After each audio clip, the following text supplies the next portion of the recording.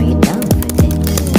If you're in the mood, we can take it to the moon. Just like a movie scene, table for two. No need to be fair, I want you instead.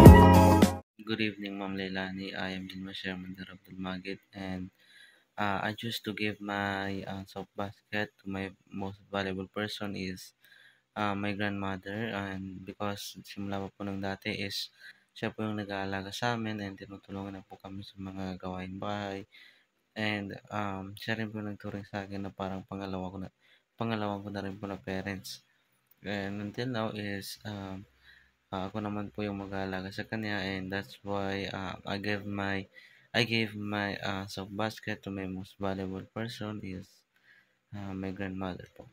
Thank you po.